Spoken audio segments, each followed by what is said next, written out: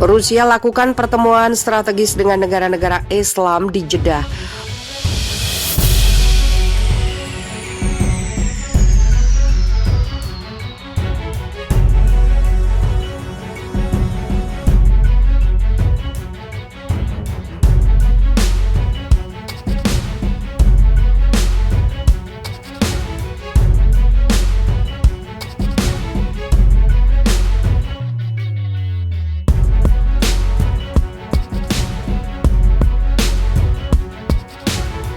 Rusia dan negara-negara Islam di bawah Organisasi Kerjasama Islam atau OKI akan melakukan pertemuan dalam kegiatan Grup Strategic Vision Meeting Rusia Islamic World Dialogue and Prospect for Cooperation yang akan dimulai pada Rabu di Jeddah, Arab Saudi di bawah arahan Raja Arab Saudi Raja Salman bin Abdul Aziz Al Saud.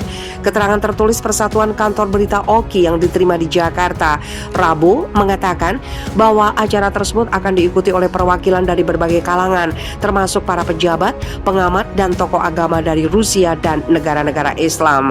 Pertemuan selama 2 hari itu digelar di bawah kerangka kerja Inisiatif Arab Saudi untuk mempromosikan dialog di antara para penganut agama dan budaya, juga untuk membahas kesempatan interaksi antara Rusia dengan negara-negara Islam dan sejumlah isu terkait situasi internasional.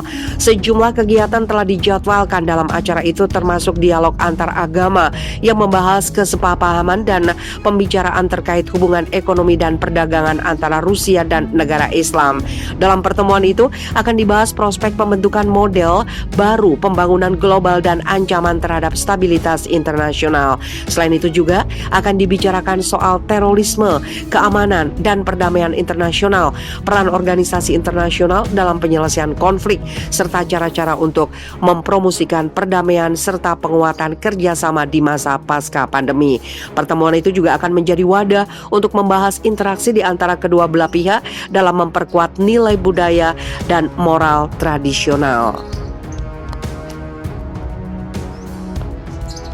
Para pembicara kunci dalam acara tersebut antara lain adalah Ketua GSV Rusia Islamic World Rustam Minikhanov, Wakil Menteri Luar Negeri Arab Saudi Walid bin Abdul Karim Al-Quraji, Sekjen OKI Hishin Brahim Taha, Sekjen Gulf Cooperation Council Nayef Falah Mubarak Al-Hasraf, Sekjen Liga Muslim Dunia Muhammad bin Abdul Karim Al-Isa, Penasihat Sekjen Liga Arab Ahmed Kitabi, Sekjen Persatuan Parlemen OKI Mohamed Kauraiji Nias, dan Wakil Pertama dari Dewan Komite Ilmu Pengetahuan, Pendidikan dan Budaya Rusia Ilyas Umakhanov.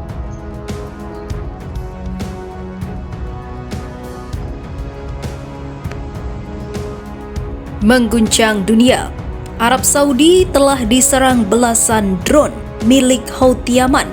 Kota-kota besar menjadi sasaran. Berikut kronologinya. Arab Saudi dilaporkan telah diserang oleh 14 pesawat tak berawak atau drone ketika ketegangan dengan pasukan Houthi Yaman yang bersekutu dengan Iran meningkat. Pasukan politik mengakui mereka telah menembakkan 14 drone ke beberapa kota di Arab Saudi, termasuk juga kilang minyak Aramco di Jeddah. Juru bicara militer Houthi mengatakan dalam konferensi pers bahwa kelompok itu juga menyerang sasaran militer di Riyadh, Jeddah, Aba, Jizan, dan juga Najran. Namun pernyataan mereka menyebutkan nama yang salah untuk bandara internasional di Jeddah. Mereka juga menyebutkan lokasi yang salah untuk pangkalan Raja Khalid, mengatakan itu Riyadh padahal sebenarnya di selatan kerajaan. Namun sampai berita ini dibuat, masih belum diketahui apakah serangan drone tersebut menimbulkan korban jiwa. Namun di sisi lain, kilang Aramco di Jeddah dinonaktifkan pada tahun 2017 lalu, tetapi memiliki pabrik distribusi produk minyak di sana yang sebelumnya ditargetkan oleh Houthi pada bulan Maret. Seperti diketahui, operasi itu menghantam depot senjata, sistem pertahanan udara, dan juga sistem komunikasi pesawat tak berawak di provinsi Sana, Sada, dan Marib, kata koalisi. Houthi telah berulang kali melancarkan serangan lintas perbatasan ke Arab Saudi menggunakan drone dan juga rudal. Hal itu dilakukan sejak koalisi melakukan intervensi di Yaman pada Maret 2015 silam, setelah gerakan itu menggulingkan pemerintah yang didukung Saudi dari ibu kota Sana. Dunia Islam gempar, Israel sebut Saudi tekan kontrak normalisasi diplomatik tahun depan. Pengkhianat?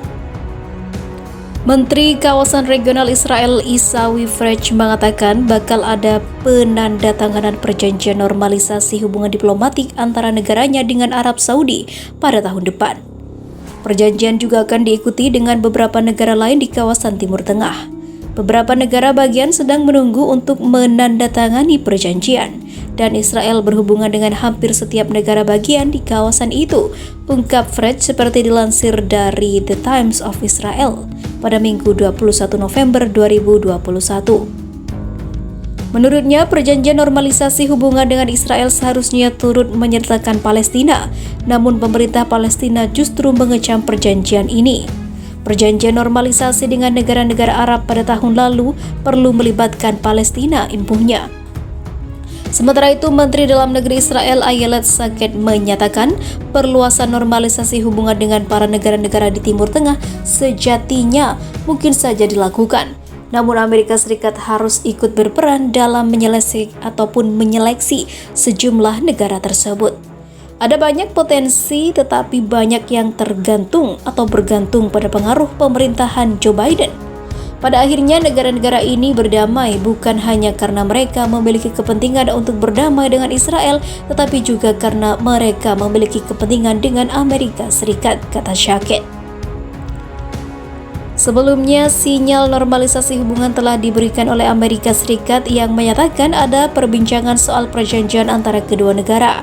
Hal ini diungkapkan penasehat keamanan Amerika Serikat Jake Sullivan saat bertemu dengan Pangeran Mohammed bin Salman pada September 2021. Amerika Serikat di bawah pemerintahan Donald Trump dulu sempat membujuk Uni Emirat Arab, Bahrain, dan juga Maroko untuk menormalisasi hubungan mereka dengan Israel. Perjanjian itu dikenal dengan Kesepakatan Abraham. Tak cuma para negara di kawasan Timur Tengah, kabarnya Trump juga sempat menyebut Indonesia dan juga Mauritania sebagai negara Muslim yang bisa menormalisasi hubungan dengan Israel, namun belum ada tindak lanjut, ungkapnya.